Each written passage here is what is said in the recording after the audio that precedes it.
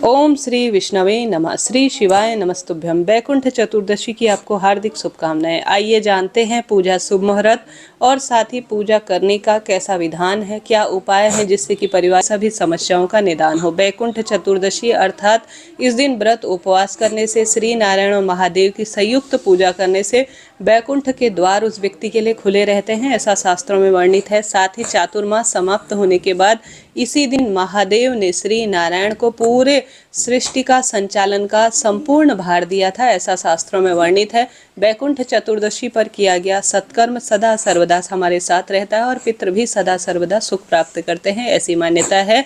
इस दिन विशेष पूजन अर्चन होता है। काशी और बनारस के विशेष मंदिरों में, घर पर भी विशेष पूजन अर्चन कर 14 दीपकों का दान करने का शास्त्र प्रावधान कहता है। इस दिन सरल पूजा विधि होती है। पावन पवित्र महीना चल रहा है, जल्दी उठे।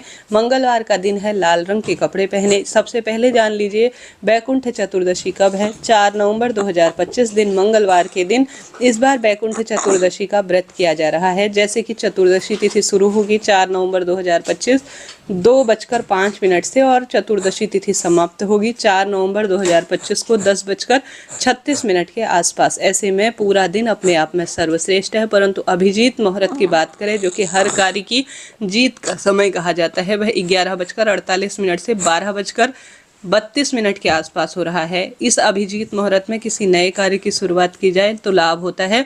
राहु काल का अशुभ समय 2:56 से 4:19 के आसपास हो रहा है। राहु का त्याग कर आप पूरे दिन श्रेष्ठ कार्य कर सकते हैं। सुबह की पूजा का समय सर्वश्रेष्ठ है जो कि 5:53 से 7:46 के आसपास हो रहा है। शाम का अर्थात प्रदोष काल की बेला का समय 5:06 से 8:03 के आसपास हो रहा है। प्रदोषकालीन बेला में कोई भी श्रेष्ठ कार्य किया जाए जैसे दीपदान इत्यादि या ब्रह्म मुहूर्त में पूजन पाठन, तो इसका सर्वश्रेष्ठ फल मिलता है। आप सभी इस दिन कैसे पूजन कर सकते हैं, ध्यान से सुने और अंत तक बने रहें। जैसा कि मैंने आपको विदित कराया, 4 तारीख को मंगलवार है, हनुमान जी का दिन है और इस दिन अमृत सिद्धि योग रवि योग का निर्माण हो रहा है जो कि सर्वश्रेष्ठ है। बैकुंठ चतुर्दशी व्रत करते हैं तो शुभ है, नहीं कर पाते हैं कोई दिक्कत नहीं। इस दिन आपको कैसे नियम लेना है, जल्दी उठे, लाल रंग के कपड़े पहने। उसके बाद कार्तिक महीना है, अंतिम दिन है, तो सूर्य भगवान को जल चढ़ाकर तुलसी माता में कच्चा दूध और हल्दी समर्पित कर तुलसी माता की पूजा परिक्रमा कर दीपदान जरूर करें। उसके बाद एक पीला या लाल वस्त्र किसी स्थान पर विराजित कर लीजिए। उस पीले वस्त्र में शिव और नारायण को साथ में बिठाएं, अर्थात उनकी मूर्ति प्रतिमा एक साथ रखें। यह दिन ऐसा दिन है जिसमें साल भर में एक बार शिव जी को तुलसी पत्र चढ़ाया जाता है और महादेव शिव जी को जो है तुलसी पत्र समर्पित किया जाता है और बेलपत्र श्री नारायण को समर्पित किया जाता है। ऐसा करने से बहुत सुंदर परिणाम मिलते हैं। इस दिन महादेव ने श्री नारायण को 108 कमल पुष्प चढ़ाए थे। संभव हो तो आप अपनी इच्छा अनुसार कमल पुष्प 1-2 प्रबंध भी कर पाएं तो जरूर से समर्पित कीजिएगा। इससे पितृ भी सुख मिलता है और आपको भी सदा सर्वदा खुशियां परिवार में बनी रहती है, तो इस कार्य को आप जरूर से कीजिएगा।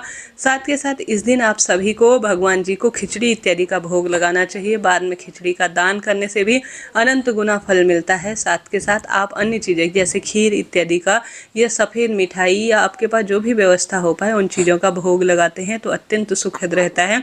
इस दिन शाम को 14 दीप, पहले एक थाली लीजिए जिस पर स्वास्तिक बना लीजिए और 14 दीपक रखकर उन 14 दीपकों में थोड़ा तिलक लगाकर काला तिल डालकर भगवान जी की आरती करें। फिर 14 दीपकों का आप दान करते हैं तो कहा जाता है उस व्यक्ति के लिए बैकुंठ में निश्चित रूप से स्थान प्राप्त होता है और सुख सौभाग्य में सदा सर्वदा वृद्धि होती है। तो बैकुंठ चतुर्दशी के दिन इस तरह से आपको कार्य करना है।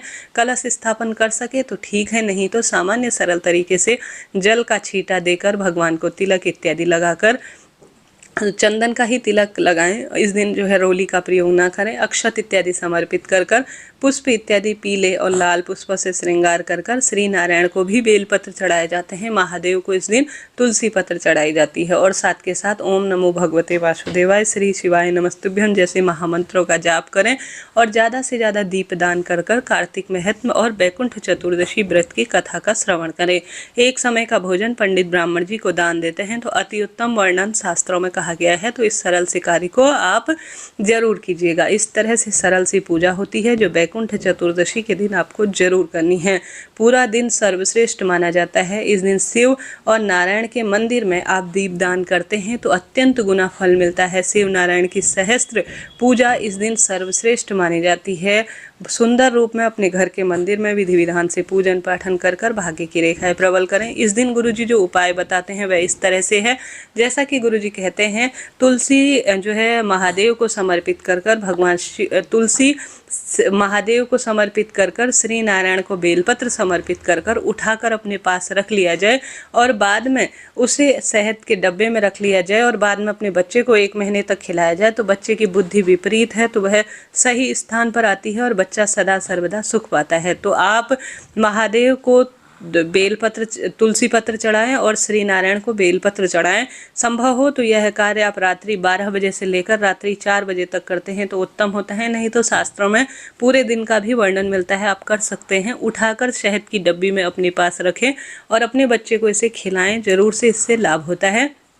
14 दीपकों का दान भी गुरुजी अनुसार आप कर सकते हैं, इससे भी लाभ देखा गया है। तो बैकुंठ चतुर्दशी इन कार्यों के लिए जानी जाती है, आप जरूर से कीजिएगा, लाभ मिलेगा। एक समय का भोजन कम से कम ब्राह्मण देवता को दान कीजिएगा। व्रत रखते हैं तो शाम को चंद्रमा को या तारों को अर्घ्य देकर अपने व्रत को आप खोल सकते हैं। शाम को आप चाहें तो नमक का भोजन करें, नहीं तो सामान्य फलाहार लेते हैं तो अत्यधिक शुभ माना जाता है। हनुमान जी के मंदिर में चौमुखा दीपक लगाना भी सर्वश्रेष्ठ कार्य की सिद्धि के लिए माना जाता है। तो आप सभी को इस तरह से बैकुंठ चतुर्दशी की पूजा और उपाय और नियम लेना है, ऐसी मान्यता है। बैकुंठ चतुर्दशी व्रत करने से, 14 दीपकों का दान करने से, शिव जी को तुलसी पत्र इस दिन चढ़ाने से, महादेव को बेलपत्र चढ़ाने से और शिव नारायण दोनों को कमल पुष्प समर्पित करने से बैकुंठ के द्वार खुलते हैं, पितृ सुख प्राप्त करते हैं, निश्चित रूप से मनोकामना पूर्ण होती है। तो यह महाव्रत आपको जरूर करना है। इस दिन 365 बत्ती का दीपक शिव मंदिर में जला सकते हैं, महादेव के मंदिर या घर पर भी जलाते हैं तो पूरे कार्तिक महीने का दीपदान का फल आपको स्वतः ही मिल जाता है। आशा है, उम्मीद है बैकुंठ चतुर्दशी व्रत से संबंधित यह वीडियो आपके लिए उपयोगी रहा होगा। कमेंट्स बॉक्स में जय महादेव, जय श्री हरि विष्णु लिखना न भूले। राधे राधे।